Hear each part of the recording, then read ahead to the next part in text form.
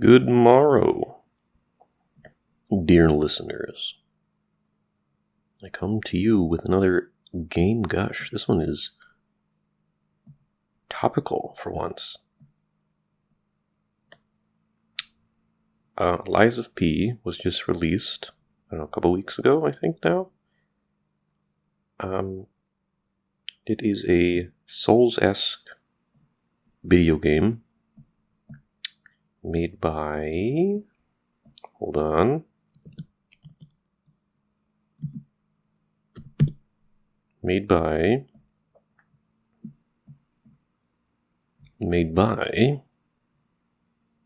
Can I get... Here we go. Publishers Neowitz and Fireshine. Developers Neowitz and Round 8 Studio. It is a story about Pinocchio. I did not gather that from the name, but after playing it, it's quite interesting. Since this is a gush, I'm gonna try to focus mainly on the positives of this game, because there's so many positives. This game is honestly fantastic. I would give this definitely 9 out of 10, easily.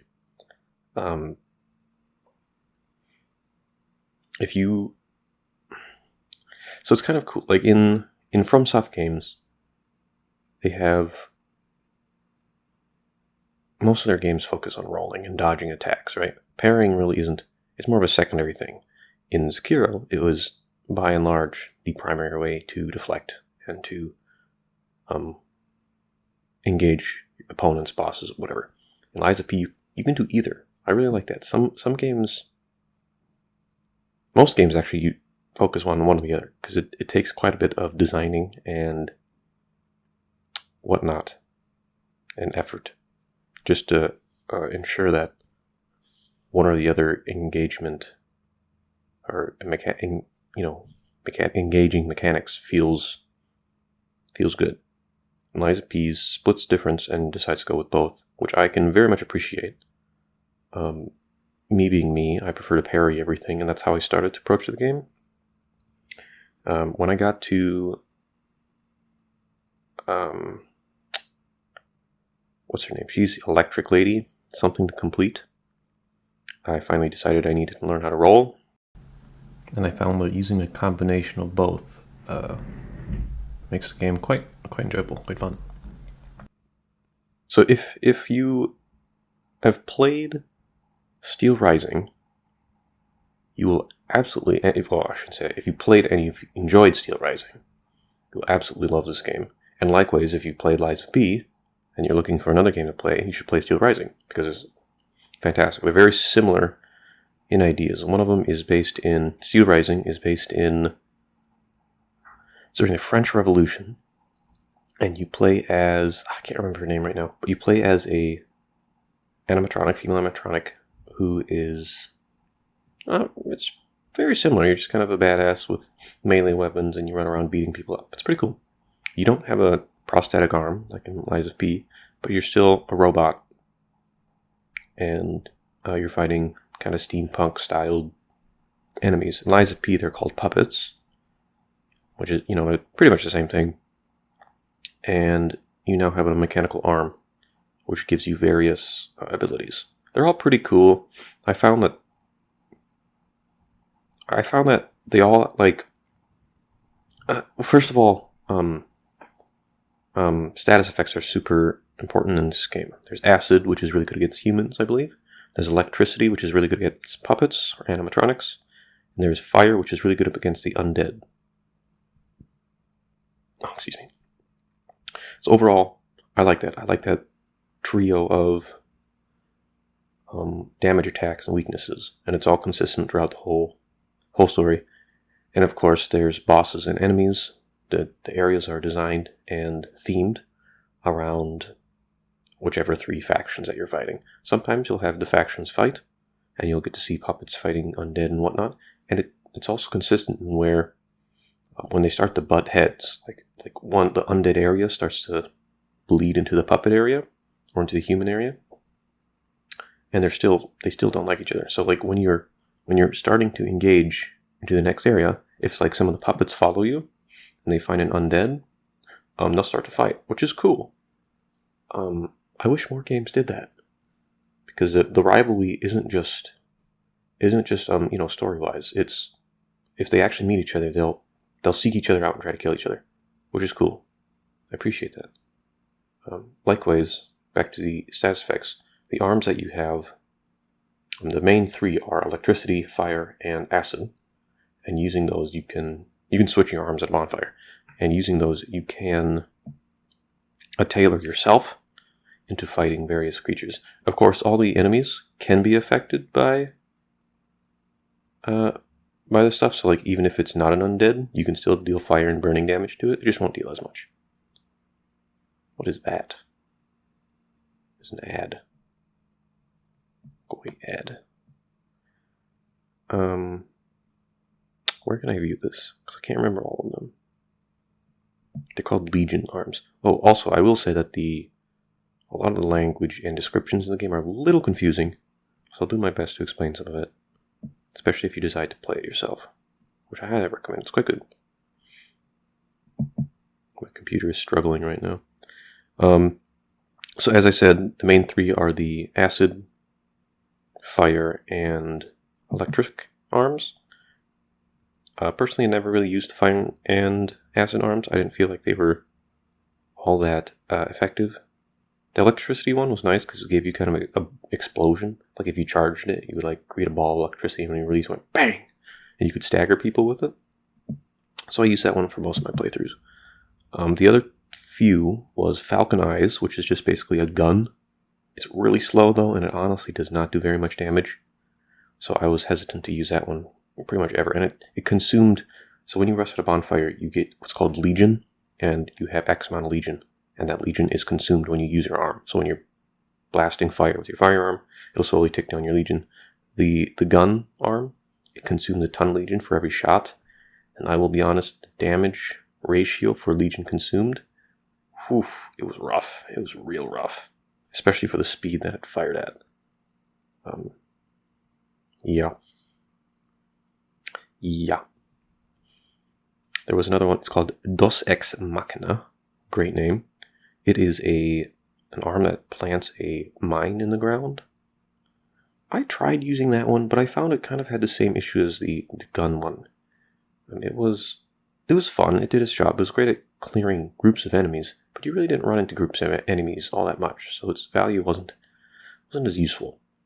The damage per Legion consumed, not the greatest, and it also had a ton of setup time. You had to like crouch down, place your arm on the ground, then the mechanism on the arm would fire a spike into the ground, and then you'd stand back up. And then you'd have to lure the enemy into that spike.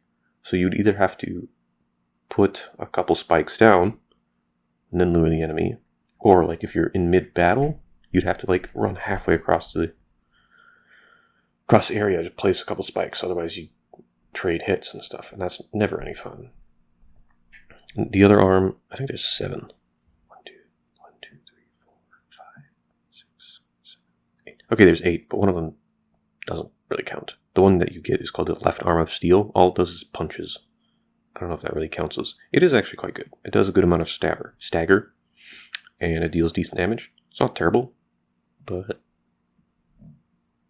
it's just physical damage.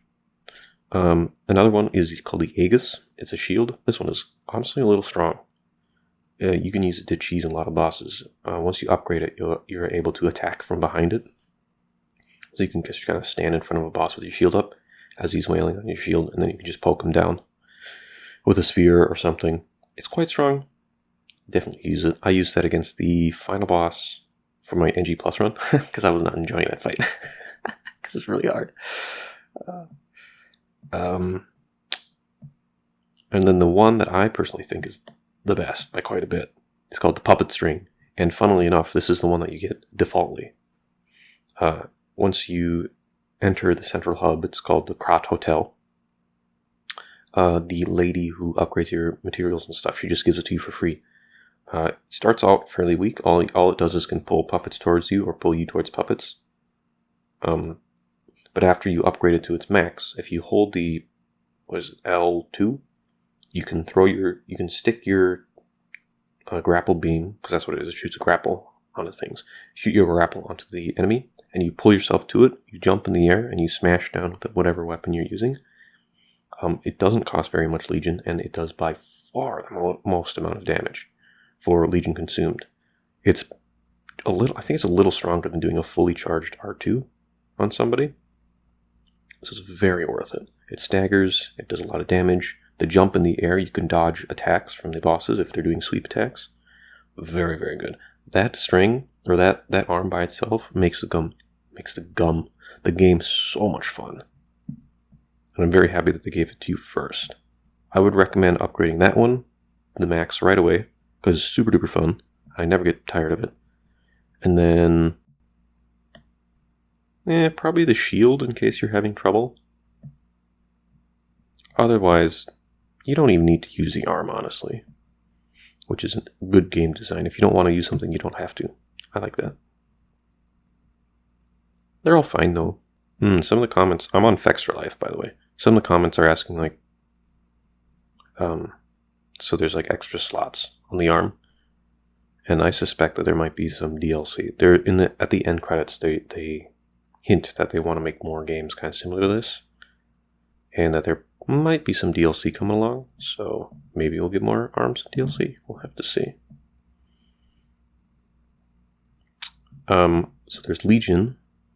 There's another power up called Fable. And these go to your weapons. Oh my gosh, and the weapons are so cool. There's so many weapons. There's honestly almost too many weapons to choose from. And that's not a bad thing, right? Definitely not a bad thing. But for me, I like simple games. Oh my gosh, I was sitting in the central hub switching weapons around for like hours just trying to figure out what I liked. I wasted so much time on that. There's a cool mechanic where you have the head of a weapon and the handle of a weapon, and you can detach them, and you can stick different things onto different handles, different heads and different handles. So like if you have a circular saw as the head, and it comes defaultly on this big two-handed handle. You can take that circular saw off, and you can stick it on like a kitchen knife handle. That's so cool. Is that weapon combination good? Not really. Is it cool? Absolutely. That's so cool. And then every head and every handle has its own Fable, it's called. And you use Fable art, and you use Fable to activate these arts. So like a handle might have, I can't remember exactly what they're called. I'll use the Dark Souls 3 names. So endure. So like you gain more stamina, or your stamina cost less for X amount of time. Like a head might have a triple slash, where if you hit, I think it's L1 and triangle, you can do your head Fable attack, which might be a 1, 2, 3. Some of them, they buff the weapon with acid. Some of them buffs the weapon with fire. Some of them there's like a giant thrust if it's a spear. A couple of them are pretty unique. Or they might do what is it? Not the exploding pickaxe. There's like a screwdriver. It's basically a giant screwdriver. And if you do the R2, I guess this isn't a Fable art, but if you just hold R2, it fires. It's kind of like a jackhammer. It fires the tip of the screwdriver repeatedly into your enemy. That's cool. I don't think it's all that good, because you have to stand still for that to work, or you can't really move. But it's cool as heck, I tell you what. And there's so many weapons. There's like... Here, let me look. Let me look for you. And of course there's boss weapons. Boss weapons can't be detached or broken down, which is fine. I honestly think that's probably good. There are a lot. Let me count. There's 29 weapons. 29 destructible weapons. And you can take them apart and stick them on other things. I'm not very good at math. So like, that's a ton of different weapons that you can make. And you can just tailor your weapon to your playstyle. It's so clean. I absolutely love it. And then there's boss weapons There is 1, 2, 3, 4, 5, 6, 7, 8, 9, 10. There's 10 boss weapons, and then there is a bonus weapon that you get from a special painting. So there's 11. And they're all very cool. All very unique. What's the other thing that is? So there's Legion, which is your mechanical arm. There's Fable, which is the resource that's consumed. You build it up by killing things or by attacking things, and it's consumed when you use your Fable arts. And then there's Pulse Cells. Pulse Cells are basically just Estus.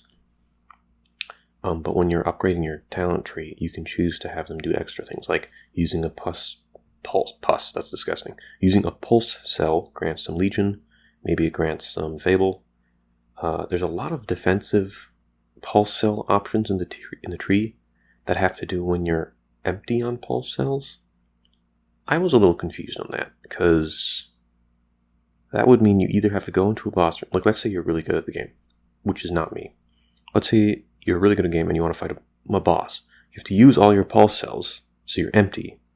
So you would get bonus defense, bonus attack, whatever you teched into for your skill tree. And I don't know, I felt like that was a little weird. Because like, shouldn't you be rewarded for not using them rather than being on your last leg? I understand that it's kind of this is your last gasp, your last chance. Can you do it when you're on your last leg? But like, I don't know, once you start learning and getting better, it's like, well, now those points, that investment, isn't really giving me a return unless I force myself to fight with no Pulse Cells. With no healing, basically. I don't know. Something about the Pulse Cells was very cool. When you use all of them, you dealing damage charges them back up. Just one. So once you're at 0, and if you deal enough damage, there's an indicator on your Pulse Cell. When you deal enough damage, you'll get one back, and then you can use it. And then it'll keep charging, and then once it's charged, it won't charge anymore. So you can only hold one. You can only charge one. It's so cool. It's a great way to encourage you to keep fighting instead of just giving up. That's good game design.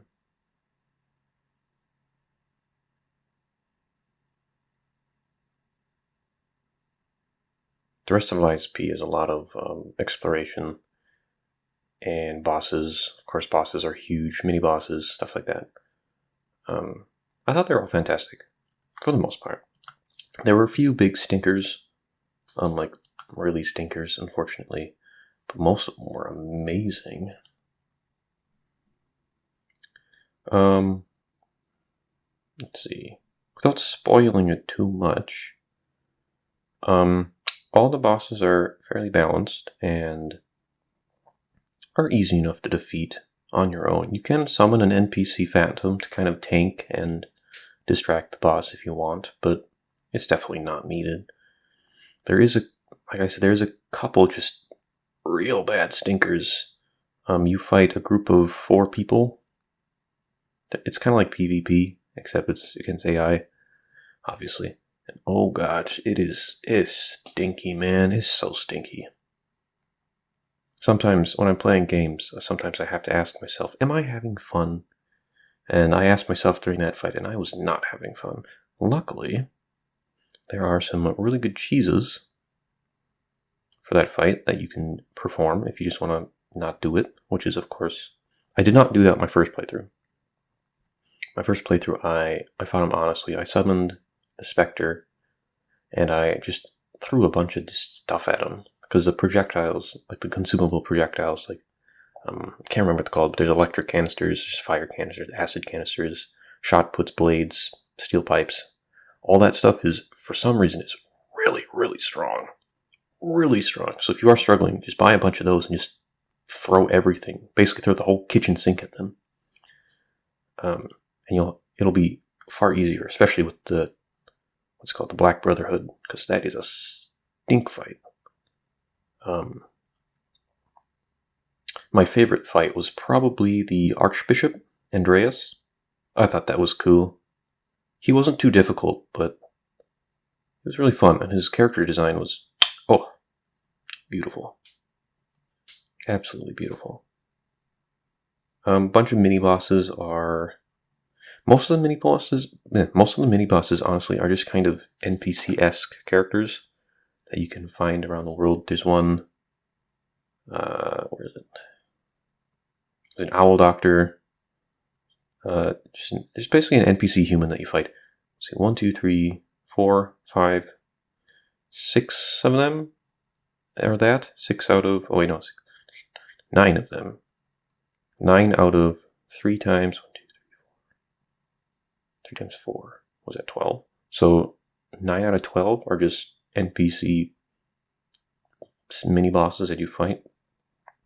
A couple of them I was really confused because... Let's see, the main puppet, the receptionist at Hotel Krat, asks me for some help to cure a lady. And I wasn't really sure what to do. And then I found this NPC mini-boss called the Owl Doctor. I'm like, oh, well, obviously I have to ask him for a cure. Except he really, really hates puppets. So I'm like, okay, maybe I have to become more human for him to talk to me. Well, that wasn't it. So I tried doing gestures while he's beating me up. Because there's a couple gestures that unlock secrets in the game. Well, that wasn't it either. Eventually, I ended up just leaving him for later and playing throughout the game. And then I found out that he wasn't needed at all. And he was just kind of there to kill. That was a little odd. A little strange. There's a couple other characters like that in the game as well. The Robber Weasel. It's just a character that's there. You can run around him if you want. You don't have to fight him. I don't know. Also, when you're fighting these characters, it just kind of feels like you work on circle strafing and going for backstabs. I've never been a huge fan of PvP, so my opinion on these fights are very skewed. But though there's a couple enemies: Puppet of Future, Mad Clown Puppet, Door Guardian. I thought those were all fine. Especially the Puppet of Future. I enjoyed fighting that one. It's not hard at all, but it's fun. It's just like a giant... it's a giant robot, steel robot, that's used for destroying buildings and stuff, and it's kind of gone rogue and just attacks whatever gets close. Well, that's not true. Well, no, does it? I don't think it does deal damage to other things that are close to it. Unless they're undead and... human. I would guess.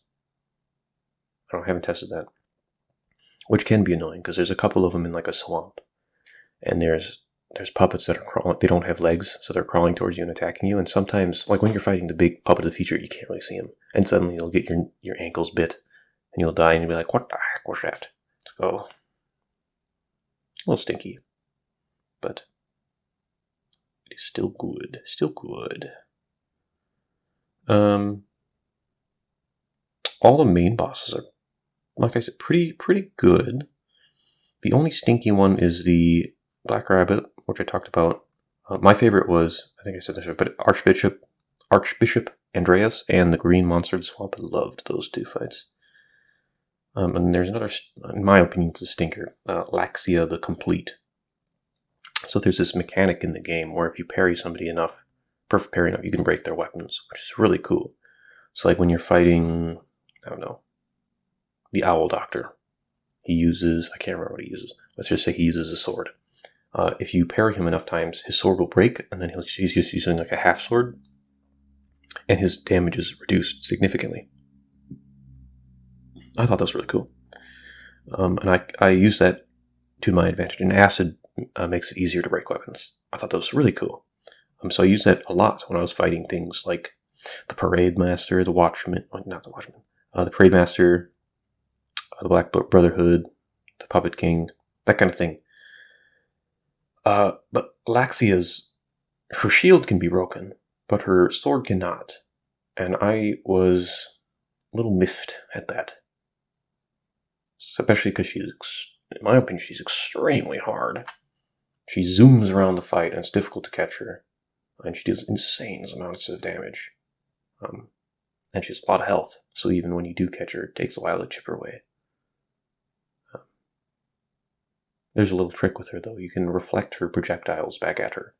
which I did not know when I was playing the game.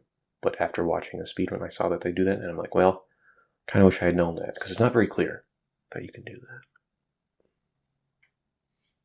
And if you do that, you can chop down a couple thousand off your health bar right away.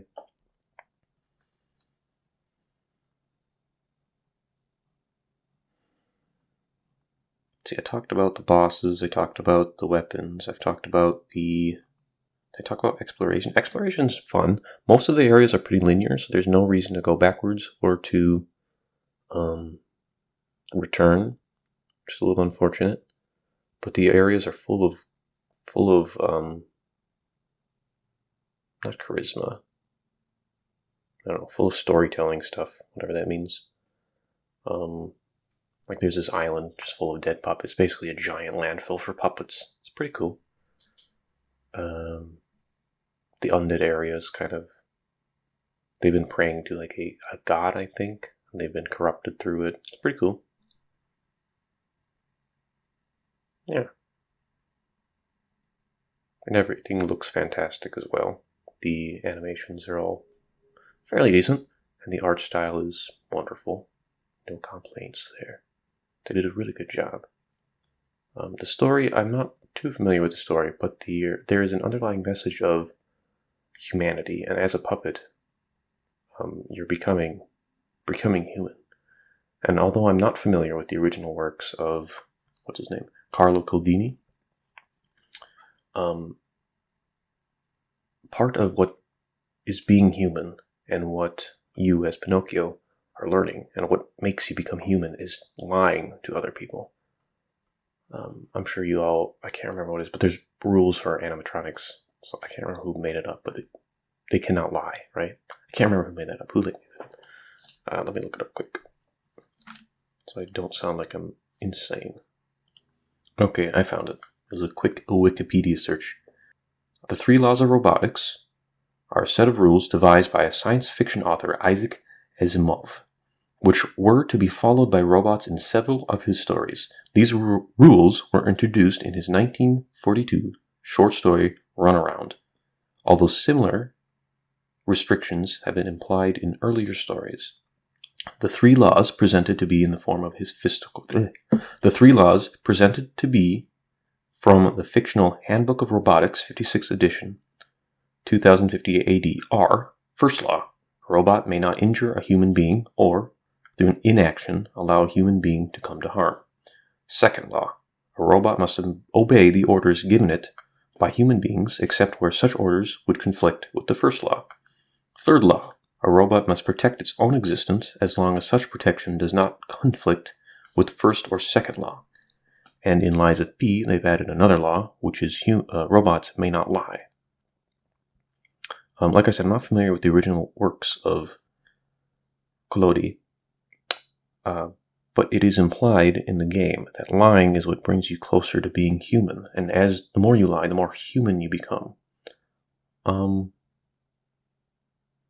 it's not only that, but the more you lie, the more emotion you show, the more options you get. It's like at the end of the game, you have a couple options that you can do, and if you're not human enough, if you haven't lied enough, those options won't even show up because you haven't discovered what it means to be human, I guess. I really need to read other Collodi's works, because although I think I understand a little bit of what the game is trying to say, I think it would be better to get to read what the message Mr. Collodi is trying to say from the source, from his own works. Because right now it's really difficult for me to formulate what exactly he might be getting at. You know what I mean? It's hard to speculate.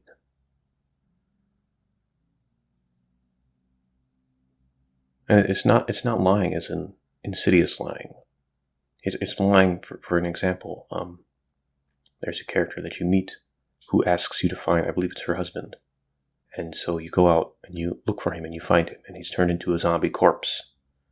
through the infection, and he begs you not to tell his wife what has happened to him. And so you get back, and then you have the choice. Do you tell her the truth, that he became a monster? Or do you tell her that he died heroically defending such and such from the puppets? And is it not human to want to lie, to want to comfort, and to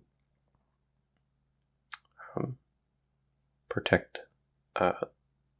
her from this awful truth? But would it be right? It's a difficult question. There's a lot of most of the lying that you do through the game are like that, are framed like that. There's no insidious lies. There's no lies that necessarily bring you benefit. It's only to quell, comfort, or to soften blows of honesty and truth. The only impact it has on the game is your options later on. So, like, if you want a specific ending, you have to lie more. And it frames lying as not only as what makes us human, but as almost as a positive in our actions with other people. It's something I've never considered that. I haven't seen the original Pinocchio, so I'm not familiar with it. But I wonder if that was somewhat similar to, or if there's some undertones of what Collodi was hinting at when he wrote his story. Because I haven't seen the Disney movie, but I'm familiar with bits of it, right? And Disney obviously was made for children, so the depth and the nuance of what Collodi, sorry, I'm not very good with pronunciation, what Collodi might have written is very much lost in that movie, I assume. Or at least has been lost in future depictions of the character. Like, I'm most familiar with Pinocchio from Shrek. Go figure. It makes you wonder. It really does.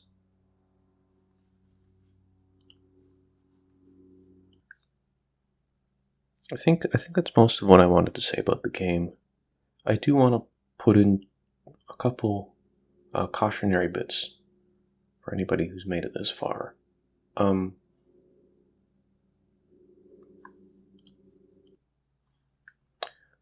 first would be New Game Plus cycles are extremely punishing. The damage that you deal is absolutely gutted, and the damage that your opponents deal and their health is multiplied by. It feels like a lot, an absurd amount. I did platinum the game, and I did my platinum. There's 3 endings, and you have to get all 3. I did my 3 endings on NG Plus and NG++. And it was my first NG Plus run. I struggled. I was not having a good time. The solution was to consult the interwebs and find weapons that reflected, or weapons that I don't want to say took advantage of, but weapons that had a high amount of damage, were fast enough to leave you vulnerable in less situations, and in other words, just were meta, right? Once I did that, and once I found out specific builds to do, I found myself having a lot more fun, although getting 2 or 3 shot by regular puppets, and of course the bosses, left a little bitter taste in my mouth. I've never been a huge fan of NG Plus runs, Dark Souls and all this stuff. I always prefer to start a new cycle and pick up my weapons and build from scratch. But in Lies of P, there are hidden tiers that are only unlocked in NG Plus and NG Plus respectively. And then once you figure out all that stuff, you have something called a P organ, and this is your skill tree. and each tier unlocks bonuses that can be slotted into your skill tree. It's a little complicated, and the wordings aren't the greatest, but you'll figure it out as long as you remember that Legion is for your arm, Fable is for your weapon arts, and Pulse is for your healing item.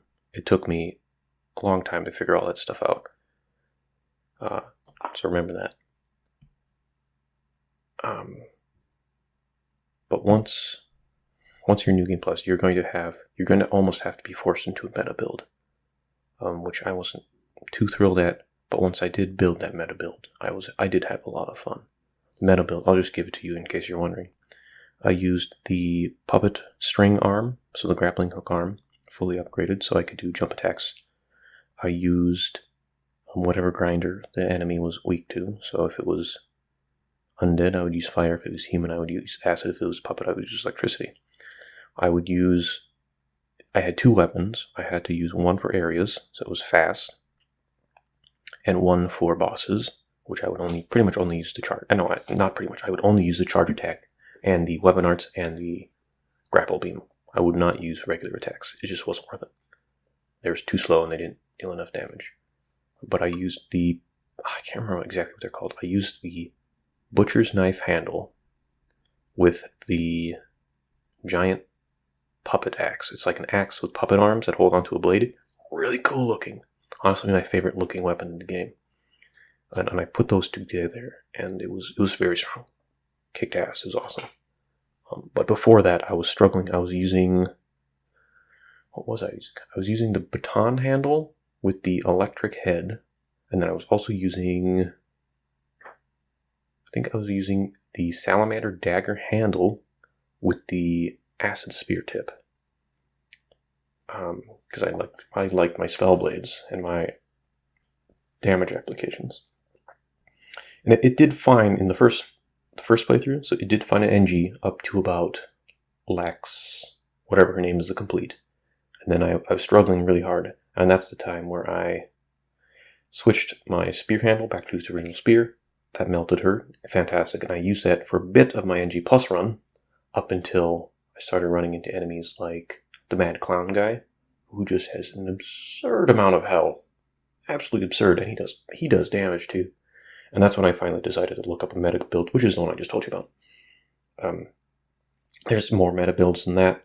And of course, when I was playing the game, it was brand new, so not much content was out about it. That was just the first one I found, the first one that I tried, and definitely it did its job, and I enjoyed it. That was the biggest thing, is I enjoyed it. I have further done some research, and I found that there are more meta builds that people have been suggesting and using, and all that good stuff. So if you don't like the build I just suggested to you, go find a new one. Absolutely fantastic. The other thing I wanted to warn you about was... don't remember. What was it? There were 2 things I wanted to say about the game. What was the other one? Let me rewind. The second caution I would say is, because things start dealing so much damage in not only the end game, but in NG+, NG++, and so on and so forth, you're going to have to make sure that you pick up proper defensive tools that you can equip onto yourself. I'm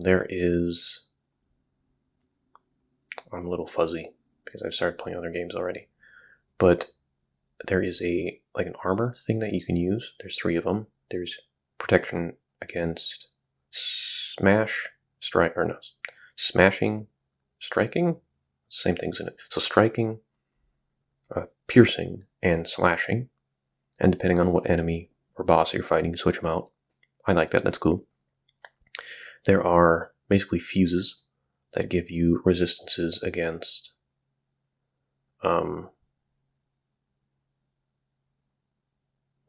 is it poison? It's not poison. It's decay, technically. But it's like decay, burning, and shock. And then there's another one that gives you protections against 3 other status effects. And they give you a little physical damage as well. Or physical damage reduction as well. And then there's the final one that gives you... what is it? Oh, it's just general physical defense. Yeah. make sure you pick them up, because if you don't, you are going to be taking so much damage, and you're gonna be like two-shot by everything. It's gonna be sad. So once you pick those up and you go into New Game Plus, there are going to be +1 versions of every single one that you can get. Unfortunately, none of the +1 versions, except for the final tier, really matter. So you can just skip everything up to the final tier of upgrades. So like there is for the general physical defense upgrade, there is like I think the final one is like an LADA something thing that gives you, I don't know, 40 defense. Pretty good.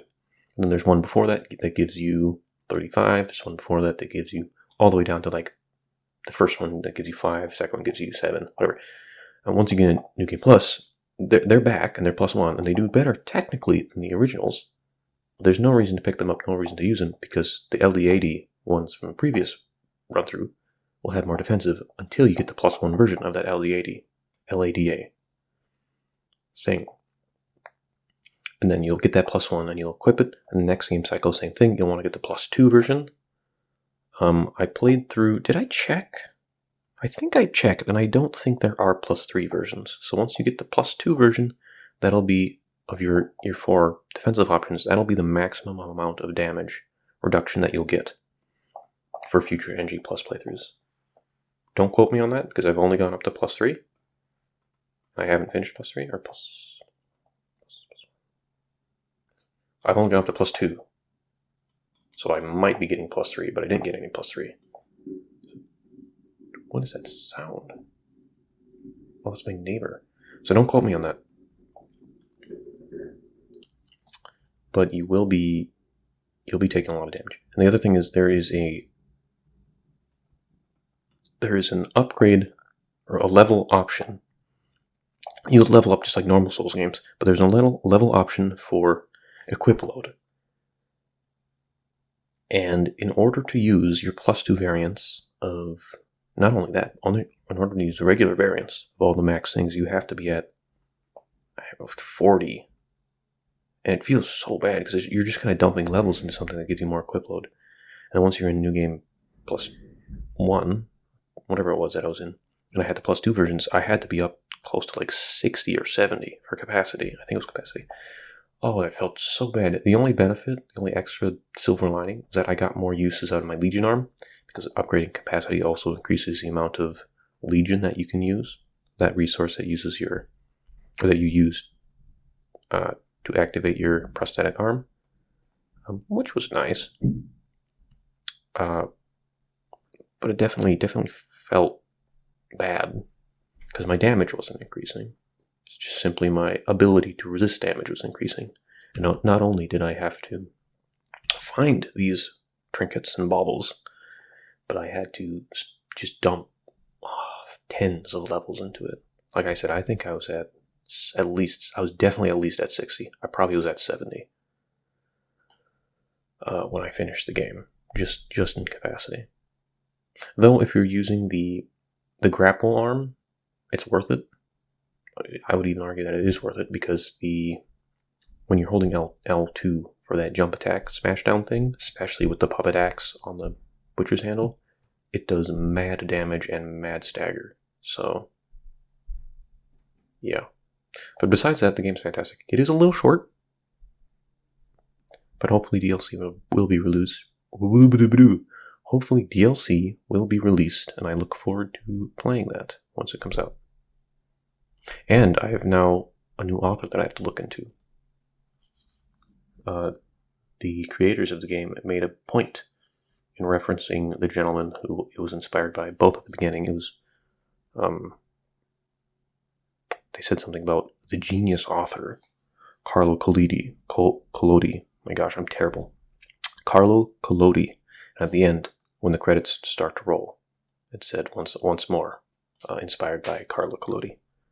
So I will have to give his books a read, and I'll probably upload a gush on them, especially if it is, as I suspect, the conflict of lying and humanity and finding the moral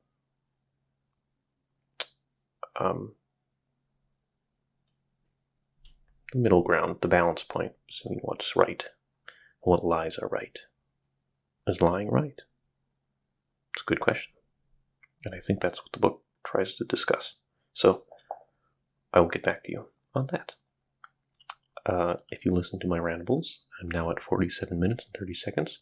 Thank you. Have a good day. Yeah. I'm gonna go eat some tacos and make some banana bread. So, bye.